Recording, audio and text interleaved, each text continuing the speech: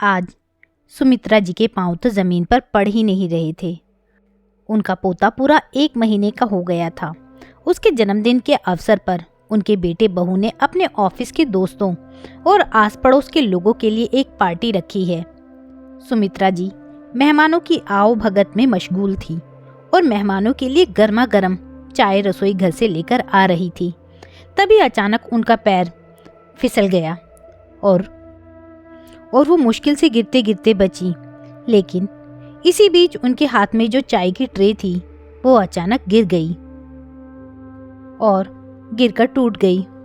उन्होंने खुद को बड़ी मुश्किल से बचाया, लेकिन इस दौरान उनकी साड़ी पर चाय गिर गई थी और चाय का एक बड़ा सा दाग साड़ी पर आ गया था।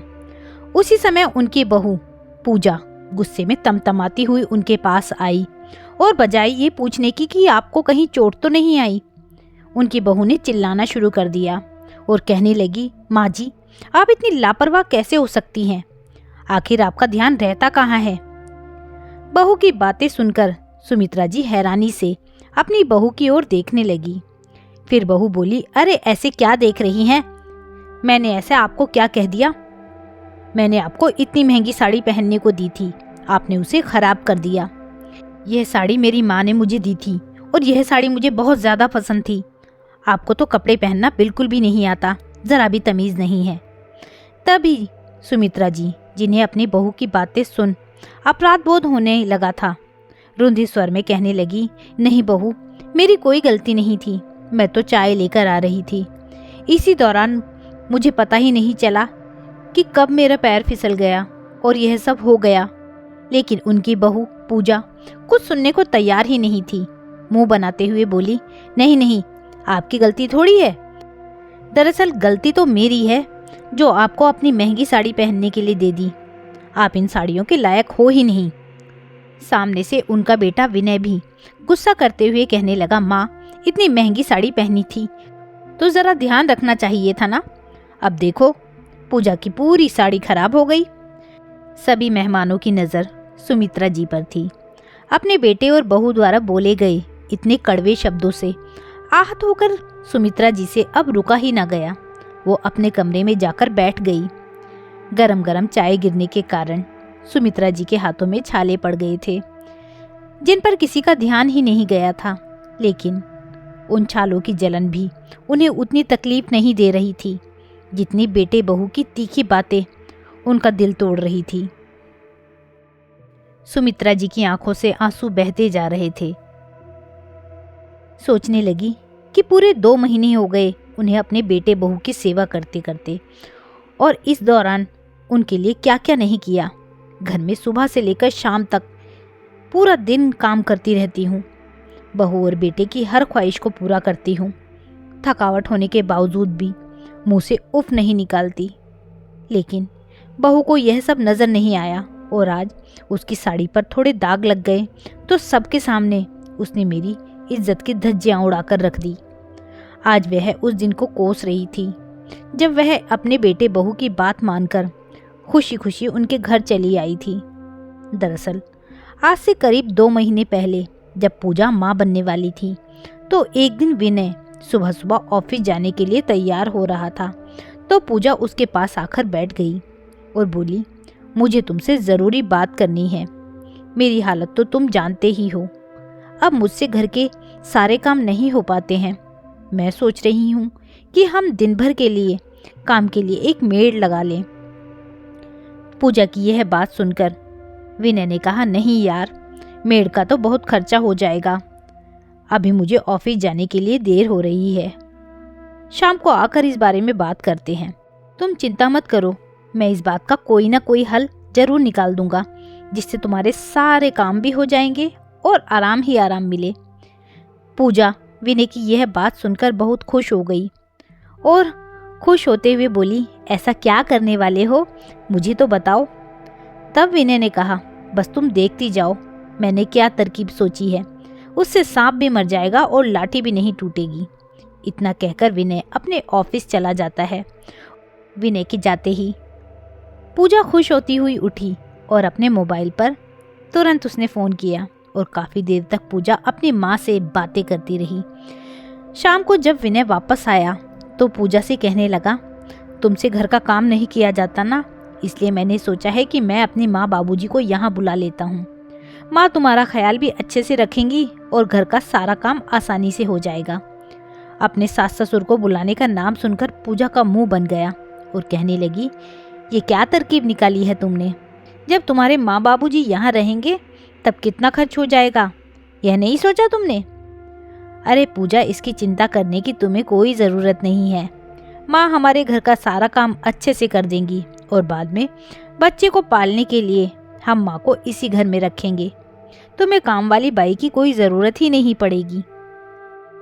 यह बात सुनकर पूजा चहकते हुए बोली, अरे हाँ, यही तो बात मेरी माँ ने भी कही थी कि सासू माँ के होते हुए तुम्हें नौकरानी की क्या ज़रूरत है। तभी विनय पूजा को घूरती हुई नज़रों से देखने लगा तो पूजा बोली, वो मेरा मतलब है माँ का फ़ोन आया था।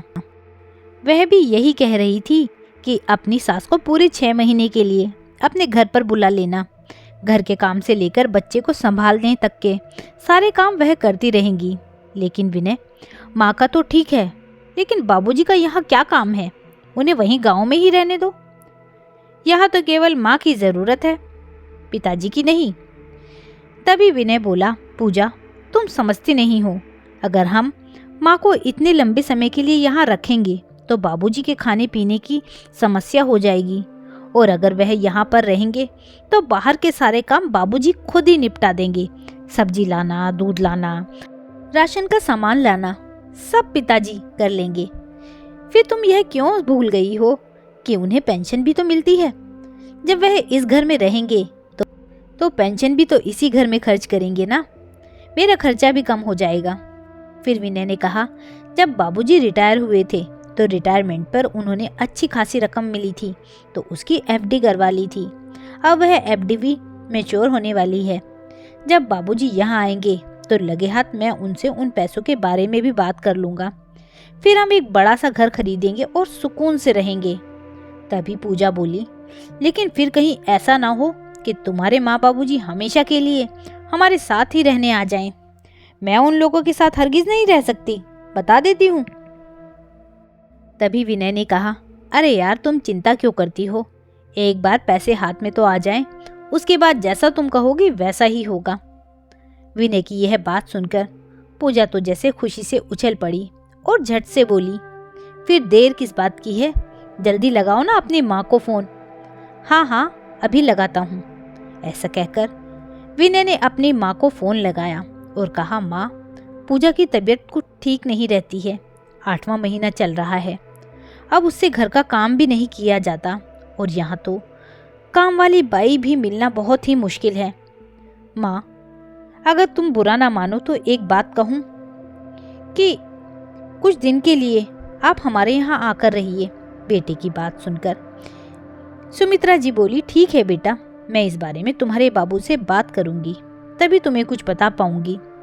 ऐसा कहकर सुमित्रा जी ने फोन रख दिया। शाम को जब सोहनलाल जी घर पर लौटे तो सुमित्रा जी उनसे कहने लगी, सुनिए जी, आपके बेटे का फोन आया था, बता रहा था कि बहू की तबीयत ठीक नहीं रहती, अगले महीने उसकी डिलीवरी है और उन्हें कोई मेड भी नहीं मिल पा रही है, इसलिए उन्होंने हम लोगों को बुलाया है। पत्नी की यह बात सुनकर सोहनलाल जी बोले, बात तो ठीक है सुमित्रा, जब बच्चों को हमारी ज़रूरत है तब हम लोग काम नहीं आएंगे तो और कौन काम आएगा। बेटा बहू हमें इतनी बड़ी खुशी देने जा रहे हैं तो क्या हम उनकी इतनी सी मदद नहीं कर सकते? वहाँ बहू को परेशानी हो रही होगी, तुम जल्दी से सामान पैक करो और वहाँ चलने की तैयारी करो। अपने पति की यह बात सुनकर सुमित्रा जी खुश हो गई। उन्होंने तुरंत अपने बेटे को फ़ोन किया और उत्साह से बोली, बेटा हम 1-2 दिन में ही तुम्हारे यहाँ पहुँच जाएंगे।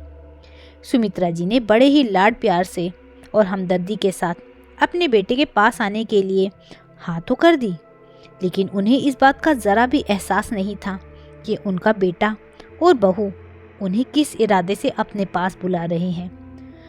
2 दिन के बाद सुमित्रा जी और सोहनलाल जी अपने बेटे बहू के पास शहर में पहुंच गए। जैसे ही वे लोग घर पहुंचे तो विनय ने उन्हें कहा, देखो माँ, आपकी बहू की कल से तबीयत कितनी खराब है, उल्टियां ही उल्टियां हो रही हैं। अब तक तो मैं जैसे तैसे खाना बना रहा था और काम चला रहा था। अब आप आ गई हैं तो आप रसोई संभालिए और घर की बाकी जिम्मेदारियां भी आप ही के हवाले हैं माँ। बेटे ने उनसे इतना हक जताकर कहा कि सुमित्रा जी बहुत खुश हो गई। उन्हें अपने बेटे की बातों में अपनापन महसूस हुआ। सोचने लगी कि मेरा बेटा मुझसे कितना प्यार करता है, कितने अपनेपन से उसने मेरे आते ही सारे घर की जिम्मेदारियां मुझे सौंप दी। पहुंचते ही सुमित्रा जी ने घर का सारा कार्यभार संभाल लिया और पूरे घर का काम करने लगी। सुबह के नाश्ते से लेकर रात के खाने तक का सारा काम सुमित्रा जी अकेले ही संभालती थी। अपनी पत्नी को दिन रात काम करते हुए देख सोहनलाल जी ने उनसे कहा कि अरे भाग्यवान, तुम पूरा दिन काम में लगी रहती हो, कहीं ऐसा ना हो कि तुम्हारी तबीयत ही खराब हो जाए। फिर सुमित्रा जी हंसते हुए कहती, अरे आप भी ना, बेटा बहू मुझे दादी बनाने जा रहे हैं, कोई मजाक थोड़ी ही ना है। इस खुशी के आगे तो मुझे अपने घुटनों का दर्द भी नजर नहीं आता। एक बार सब कुछ निपट जाए अच्छे से तो मेरी चिंता खत्म हो जाए। तभी कमरे से पूजा की आवाज आई, माँ जी मेरे लिए चाय बना देना। उसी समय विनय भी ऑफिस के लिए तैयार हो गया। माँ मेरा नाश्ता कहाँ है? सुमित्रा जी फिर से काम करने में जुट गई। आखिरकार वह समय भी आ गया जब घर में एक नन्हा सा मेहमान आ गया। सभी लोग खुशी से फूले नहीं समा रहे थे और सुमित्रा जी तो दादी बनने की खुशी में अपनी सारी थकावट, अपना सारा दुख दर्द भूल चुकी थी। बड़ी खुशी खुशी अपनी बहू की सेवा करती जा रही थी। उसे समय से खाने के लिए पौष्टिक भोजन देना, बच्चे की तेल मालिश करना, माँ बेटे दोनों का ही बहुत अच्छे से ख्याल रखती थी। एक दिन सुमित्रा जी और सोहनलाल जी अपने पोते को गोद में लेकर उससे खूब लाड़ प्यार जता रहे थे। वो दोनों उसकी भलाई ही लेते जा रहे थे। तभी उनका बेटा विनय उनके पास आया और अपने पिता से कहने लगा, बाबूजी आप तो जानते हैं कि हमें एक बड़ा घर लेना है। यह घर हम लोगों को बहुत छोटा महसूस होता है और आपको तो पता है कि घर खरीदने के लिए लाखों रुपए की ज़रूरत होती है।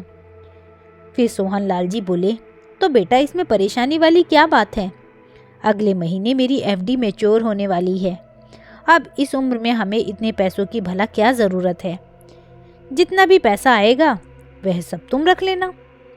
यह बात सुनकर विनय की तो आंखें खुल गई और मन ही मन वह बहुत खुश हुआ। इसके बाद अभी कुछ ही दिन बीते थे कि पूजा को घर में बैठे हुए अपने ससुर जी खटकने लगे। उसे ऐसा लगता था कि जैसे वह किसी काम के हैं ही नहीं। घर का सारा काम तो उसकी सास करती है, ससुर जी तो बस घर में बैठकर काम ही बढ़ाते हैं। तो पूजा ने अपने पति विनय से कहा, आप अपने पिताजी को वापस उनके गांव भेज दीजिए। फिर विनय ने उसे डांटा और डांटते हुए कहा, पूजा तुम्हारा दिमाग तो खराब नहीं हो गया है? तुम बाबूजी को घर भेजने की बात कर रही हो। मालूम भी है उनकी एफडी में जितना पैसा पड़ा है उसी पैसों से बड़ा मकान खरीदने वाला हूँ मैं, और मैंने उस पैसे के लिए बाबूजी से बात भी कर ली है। इसलिए जब तक पैसे नहीं आ जाते कोई भी ऐसी बात मत करना जिससे कि बाबूजी नाराज हो जाएं। अगले दिन जब सुमित्रा जी रसोई घर का सारा काम निपटाकर कमरे में पहुंची तो सोहनलाल जी बैठे हुए कुछ सोच रहे थे। सुमित्रा जी ने पूछा, अरे क्या बात है, किस सोच में डूबे हुए हैं?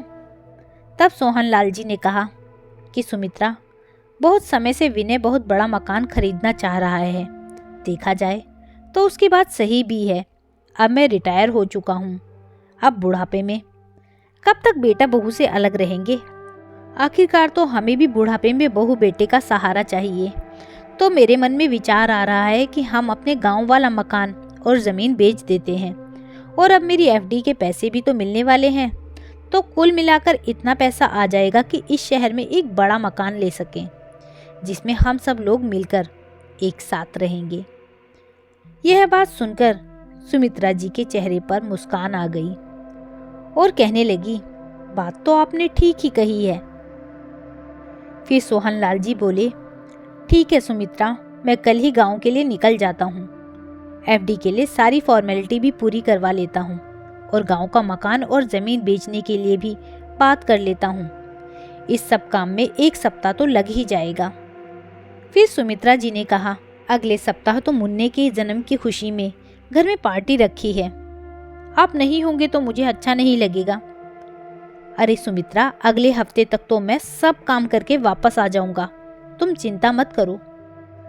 अगले दिन सोहनलाल जी गांव के लिए निकल गए। उनके बेटा बहू गांव का मकान बेचने और एफडी के पैसे आने की बात सुनकर बहुत खुश हो गए थे। वे दोनों खुली आंखों से सपने देखने लगे थे कि उनका एक आलीशान मकान होगा और वो शान से ठाट बाट से उस घर में रहेंगे। एक बार की बात है, सुमित्रा जी घर में पोछा लगा रही थी तो उन्होंने मुन्ने के रोने की आवाज़ सुनी तो वह तुरंत दौड़ी दौड़ी आई और उन्होंने मुन्ने को गोद में उठा लिया। अचानक उनकी बहू का गुस्से से पारा चढ़ गया। बहू ने गुस्से में कहा, माँ जी आपने मुन्ने को बिना हाथ धोए कैसे उठा लिया? क्या आपको इतना भी नहीं मालूम कि इससे इन्फेक्शन हो जाएगा? आगे से मुन्ना को उठाने से पहले हाथ को सैनिटाइज जरूर कर लीजिएगा। हाथ साफ सुथरे होने चाहिए। सुमित्रा जी बहू के मुंह से ऐसी बातें सुनकर स्तब्ध रह गई। उन्हें हैरानी तो इस बात की थी कि उनकी बहू यह सब बातें उनके बेटे विनय के सामने कह रही थी, लेकिन विनय ने उसे एक शब्द तक नहीं कहा। धीरे धीरे दिन बीतते गए और सुमित्रा जी की बहू पूजा इसी तरह उनके किसी न किसी काम में कोई न कोई कमी निकालती रहती और उनका बेटा चुपचाप सब कुछ देखता रहता। जब मुन्ना 1 महीने का हो गया तो विनय और पूजा ने एक पार्टी का आयोजन किया। पार्टी वाले दिन सुमित्रा जी की बहू पूजा उनके पास आई और कहने लगी, माँ जी आपके पास तो कोई अच्छी साड़ी होगी नहीं, आप तो गांव से एकदम पुराने ज़माने की साड़ियाँ उठा कर ले आई हैं। अगर आप वो 3rd क्लास साड़ियाँ मेरे मेहमानों के सामने पहनेंगी तो मेरी क्या इज्जत रह जाएगी। तो एक काम कीजिए, आज आप पार्टी में मेरी साड़ी पहन लीजिए, लेकिन संभाल कर पहनना क्योंकि यह साड़ी मेरी माँ ने दी है और बहुत महंगी है। ध्यान रखना कि इस साड़ी पर कोई दाग ना पड़े। सुमित्रा जी ने कहा, ठीक है बेटा, अगर तुम कहती हो तो मैं तुम्हारी साड़ी पहन लूंगी, लेकिन ज़्यादा महंगी साड़ी मत देना, कोई हल्की सी साड़ी देना, तभी मैं पहनूंगी। पूजा ने अपनी अलमारी में से एक साड़ी निकालकर अपनी सास को दे दी और कहा, लो माँ जी आप इस साड़ी को पहन लेना। ऐसी साड़ी तो आपने कभी ज़िंदगी में नहीं पहनी होगी जैसी आज मैं आपको पहनने के लिए दे रही हूँ। बहू की यह बातें सुमित्रा जी को मन ही मन बहुत दुख दे रही थी। अपनी बहू की साड़ी पहनने का उनका बिल्कुल भी मन नहीं था, लेकिन उनके पास कोई और चारा भी नहीं था, इसलिए उन्होंने मजबूरी में बहू की साड़ी पहन ली। शाम को पार्टी के समय उनके बेटा बहू सभी मेहमानों के साथ हंसने बोलने में व्यस्त थे। उधर सुमित्रा जी भाग दौड़कर सारा काम कर रही थी और पूरे घर को संभाले हुए थी। उनके पति सोहनलाल जी पार्टी में शामिल नहीं हुए थे, क्योंकि जिस काम के लिए वो गांव गए थे उसे होने में अभी 2 दिन का समय लगना था। सभी मेहमानों की खातिरदारी करते करते सुमित्रा जी को थकावट महसूस हो रही थी। इसी दौरान उनका पैर अचानक से फिसल गया और चाय उनकी साड़ी पर गिर गई। उसके बाद तो उनके बेटा बहू सभी लोगों के सामने अपनी माँ को खूब खरी खोटी सुनाने लगे। ऐसे अपमान भरे शब्द सुनकर उनकी आंखों से आंसू थमने का नाम नहीं ले रहे थे।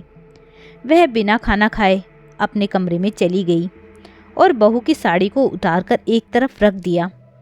शादी की पार्टी के बाद उन्होंने अपनी बहू से कहा, बहू मैं कल तुम्हारी साड़ी साफ कर दूंगी और तुम्हें दे दूंगी। तो पूजा गुस्से से बोली, कोई ज़रूरत नहीं है इतनी मेहरबानी करने की, मैं अपनी साड़ी को घर में नहीं धोती, मैं अपनी साड़ियों को ड्राई क्लीन करवाती हूँ। एक साड़ी को ड्राई क्लीन करवाने का खर्च 500 रुपये आता है। मैं आपकी तरह फटीचर साड़ियाँ नहीं पहनती हूँ। बहू की ये बातें सुनकर सुमित्रा जी स्वयं को बहुत अपमानित महसूस कर रही थी। अब उनका उस घर में बिल्कुल भी मन नहीं लग रहा था। अगले दिन जब उनके बेटे बहू घर पर नहीं थे, तब उनके पति का फ़ोन आया और सुमित्रा जी से पूछने लगे कि पार्टी कैसी रही। तो सुमित्रा जी कुछ बोल नहीं पाई। सुमित्रा जी की चुप्पी सोहनलाल जी के मन में कई प्रश्न खड़े कर रही थी। तो वो कहने लगे, क्या हुआ भाग्यवान, तुम ठीक तो हो ना? वहाँ सब लोग ठीक तो हैं ना? हाँ, सब कुछ ठीक है, बस आप जल्दी से आ जाइए, मुझे आपके बिना यहाँ अच्छा नहीं लग रहा, सुमित्रा जी ने रुंधे स्वर में कहा। अचानक सुमित्रा जी के मुंह से यह बात सुनकर सोहनलाल जी हैरान रह गए और कहने लगे, मुझे कुछ ठीक नहीं लग रहा, सच सच बताओ क्या हुआ है? तब सुमित्रा जी ने रोते हुए अपनी आप बीती उन्हें फ़ोन पर बता दी। यह सब सुनकर सोहनलाल जी को बहुत गुस्सा आया।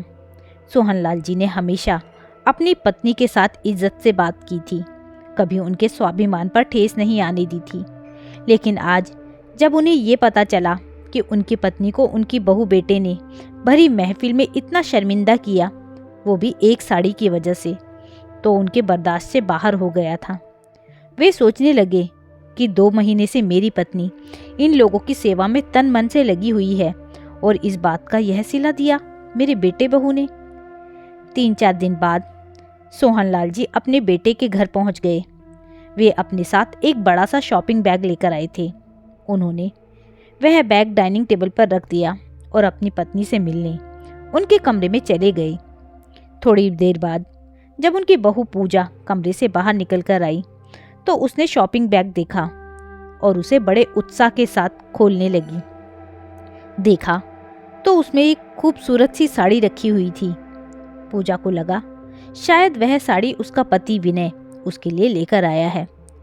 उसे तो अभी तक भनक भी नहीं थी कि उसके ससुर जी घर पर आ गए हैं, क्योंकि जब वे आए थे तो पूजा उस समय अपने कमरे में सो रही थी।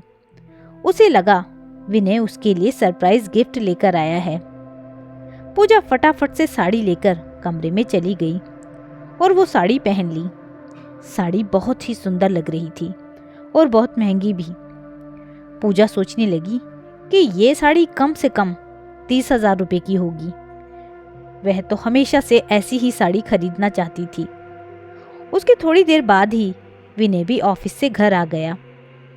अपने कमरे से निकलकर पूजा ने बड़ी खुशी के साथ विनय को आवाज़ देकर बुलाया और बोली, सुनिए जी, ज़रा देखिए ना मैं इस साड़ी में कैसी लग रही हूँ।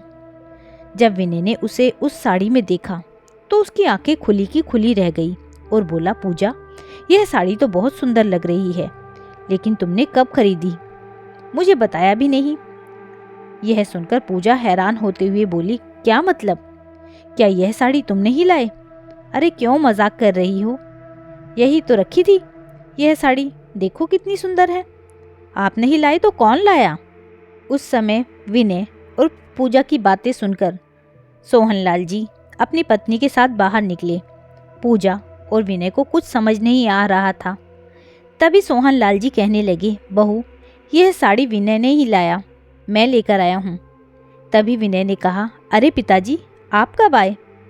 बस बेटा अभी थोड़ी देर पहले ही आया हूँ। और बहू यह साड़ी मैं तुम्हारे लिए नहीं अपनी पत्नी के लिए लेकर आया था। खैर छोड़ो बहू, मुझे लगता है शायद इस साड़ी की मेरी पत्नी से ज़्यादा तुम्हें ज़रूरत थी। मुझे मालूम है तुम्हारे पास बहुत सी साड़ियाँ होंगी, लेकिन मैं यकीन से कहता हूँ कि इतनी महंगी साड़ी तुम्हारे पास एक भी नहीं होगी। अपने ससुर के मुंह से यह बात सुनकर पूजा के तन बदन में आग लग गई। उसे ऐसा लगा जैसे यह साड़ी पहनकर उसने बहुत बड़ी गलती कर दी हो। वह तुरंत गुस्से से कमरे में गई और कपड़े बदलकर उस साड़ी को शॉपिंग बैग में डालकर वापस ले आई और जैसे ही डाइनिंग टेबल पर रखने लगी तभी सोहनलाल जी बोले, इसकी कोई ज़रूरत नहीं है बहू, यह साड़ी अब तुम ही रखो, क्योंकि मेरी पत्नी अब किसी की भी उतरन नहीं पहनेगी। अब ऐसी हजारों साड़ियों की वह मालकिन होगी। सोहनलाल जी की यह बातें सुनकर उनका बेटा विनय प्रश्नवाचक निगाह से उनके चेहरे की ओर देखने लगा। तभी सोहनलाल जी बोले, क्यों हैरान रह गए बेटा? फिर उन्होंने अपने बैग में से कुछ कागज़ निकाले और विनय के हाथ में पकड़ाते हुए कहा, हमारे गांव को शहर से जोड़ने वाली सड़क पर मैंने अपनी पत्नी के नाम पर साड़ियों का पूरा शोरूम खरीदा है। यह उसी के कागज़ हैं। अपने ससुर की यह बात सुनकर पूजा के तो होश उड़ गए और ये बात सुनते ही विनय भड़क उठा। यह क्या बाबूजी, आप तो हमारे मकान के लिए पैसों का इंतज़ाम करने गए थे ना? आपने तो मुझसे वादा किया था कि वह पैसे आप मुझे देंगे, फिर यह सब क्या है? हाँ बेटा, लेकिन पहले मैंने अपनी पत्नी से वादा किया था कि मैं उसे एक सम्मान भरी जिंदगी दूंगा और उसकी बेइज्जती करने का हक मैंने आज तक किसी को नहीं दिया है। और बहू, तुम यह कतई मत सोचना कि मेरी पत्नी महंगी साड़ियाँ नहीं पहन सकती। मेरी अच्छी खासी नौकरी थी और अब भी मुझे पेंशन मिलती है, लेकिन वह तो गीता ही हमेशा साधारण जिंदगी जीना चाहती थी, इसलिए उसने कभी महंगी साड़ियाँ नहीं खरीदी। अपने बच्चों की पढ़ाई लिखाई में पैसे खर्च करना उसे बेहतर लगता था, इसलिए उसने अपने ऊपर ज़्यादा पैसा कभी खर्च ही नहीं किया। और बेटा विनय, यह तो हम लोगों ने सपने में भी नहीं सोचा था कि जिन बच्चों के लिए हम लोग जिंदगी भर त्याग करते आए हैं, वही बच्चे हमें एक दिन ऐसा दिखाएंगे। अरे हम लोग तो अपना गांव का मकान और ज़मीन बेचकर सब कुछ तुम्हारे हवाले करके तुम्हारे साथ रहने की सोच रहे थे। ज़मीन तो मैंने बेच दी, लेकिन अच्छा हुआ कि मकान बेचने के ठीक 2 दिन पहले तुमने और तुम्हारी पत्नी ने अपना रंग दिखा दिया। बहू, अब तुम्हारी सास महंगी साड़ियाँ पहनेगी, फिर तो तुम अपनी सास से नहीं कहोगी ना कि वो फटीचर साड़ियाँ पहनती है और उसे महंगी साड़ियाँ पहनने की समझ नहीं है। सोहनलाल जी के मुंह से यह जवाब सुनकर पूजा को ऐसा लग रहा था कि जैसे बिना थप्पड़ खाए ही उसके गाल पर किसी ने झन्नाटेदार तमाचा मारा हो। अपने पिता की बातों का पूजा और विनय को कोई जवाब नहीं मिल पा रहा था। तभी सोहनलाल जी बोले, चलो सुमित्रा, तुम अपना सामान पैक कर लो, अब हमें यहाँ रहने की बिल्कुल भी ज़रूरत नहीं है। हम आज ही बल्कि अभी अपने घर के लिए निकल जाएंगे। हम अपने घर में बहुत अच्छे से रह सकते हैं। जाते समय सोहनलाल जी ने विनय से वो कागज़ लिए और कहा, बेटा, तुम्हारी माँ ने बड़े लाड प्यार से तुम्हें बड़ा किया था। तुम्हारे किसी भी शौक में उसने कोई कमी नहीं रखी, लेकिन उसे मालूम नहीं था कि एक दिन वही बेटा उसका मजाक बनाकर रख देगा। माफ़ करना बेटा, तुम जिंदगी में तो आगे बढ़ गए, लेकिन जिसके कारण तुम यहाँ तक पहुँचे हो उसी को तुमने पीछे छोड़ दिया। बहू तो पराए घर से आई थी, लेकिन तुमने तो अपनी माँ का संघर्ष देखा था। अरे एक साड़ी ही तो गंदी हुई थी, तुमने अपनी माँ की कितनी साड़ियाँ गंदी की थी, इसका तो तुम्हें अंदाज़ा भी नहीं है। इतना कहकर सोहनलाल जी अपनी पत्नी का हाथ पकड़कर गांव के लिए निकल गए। आज विनय और पूजा की नज़रें शर्मिंदगी से ज़मीन में गड़ी जा रही थी। वे दोनों पश्चाताप की अग्नि में जलते हुए निशब्द खड़े रह गए। तो दोस्तों, कहानी के बारे में आपकी ये क्या राय है, मुझे कमेंट करके ज़रूर बताइएगा। यदि कहानी अच्छी लगी हो तो कहानी को लाइक कीजिएगा, शेयर कीजिएगा। यदि चैनल पर नए हैं तो चैनल को सब्सक्राइब करना ना भूलिएगा। कहानी सुनने के लिए बहुत बहुत धन्यवाद।